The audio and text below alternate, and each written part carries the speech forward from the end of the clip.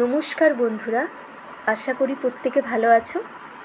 আজ আমরা দেখব চাইল্ড সাইকোলজি থেকে গ্রোথ অ্যান্ড ডেভেলপমেন্টের কিছু প্রশ্ন, অর্থাৎ বৃদ্ধি ও বিকাশ থেকে কিছু তথ্য, যেগুলো তোমাদের প্রাইমারি টেট সিটেটের ক্ষেত্রে কাজে লাগবে।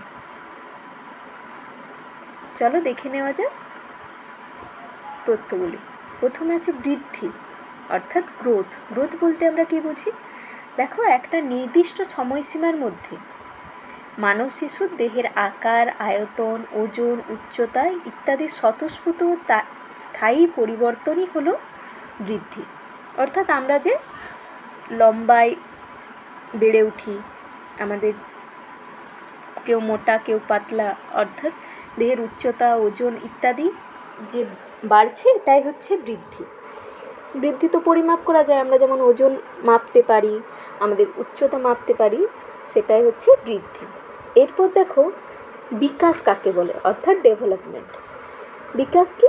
বিকাশ হলো মানুষের একটা শিশুর দৈহিক পরিবর্তনের সঙ্গে সঙ্গে, অর্থাৎ সে তো বেড়ে উঠছে, তার ওজন উচ্চতা তো বাড়ছে, তার সঙ্গে সঙ্গে তার মানসিক দিক দিয়ে, সামাজিক দিক দিয়ে, প্রাক্ষবিক দিক দিয়ে, নৈতিক দিক দিয়ে ইত্যাদির যে পরিবর্তন হয় তাকেই বলা হয় বিকাশ।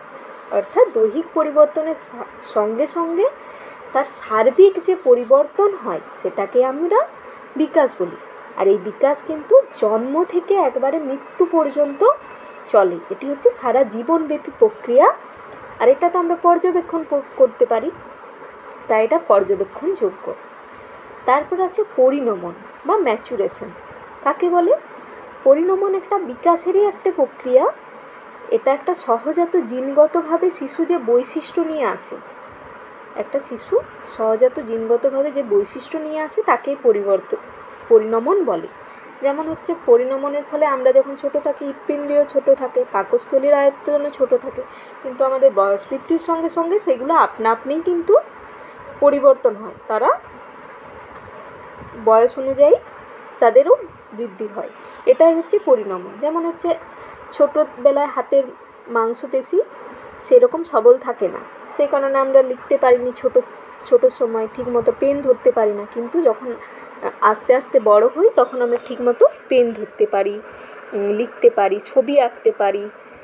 এগুলোই হচ্ছে পরিণমন। অর্থাৎ পরিণমনের ফলে হৃৎপিণ্ড, পাকস্থলীর আয়তন বাড়ে, হাত পায়ের পেশি সবল হয়, এগুলোই হচ্ছে পরিণমন।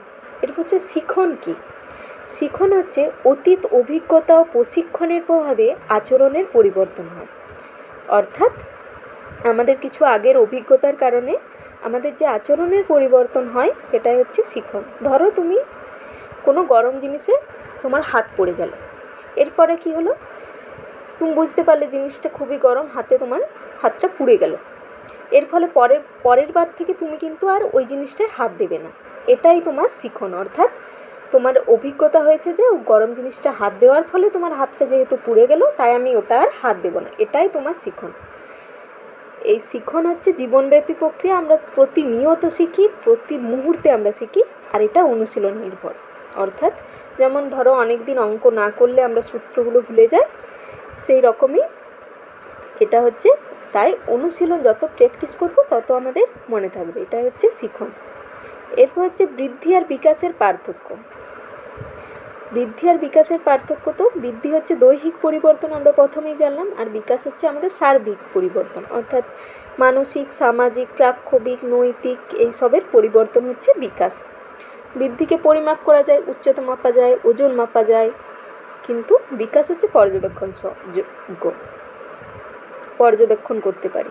বৃদ্ধির একটা নির্দিষ্ট সময়সীমা আছে, একটা বয়স পরে কি আমরা বাড়ি না, তাই একটা সময় গিয়ে থেমে যায়।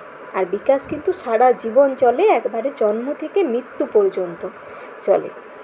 এগুলোই হলো বৃদ্ধি আর বিকাশের পার্থক্য। ঠিক আছে, আশা করি সবাই বুঝতে পেরেছো।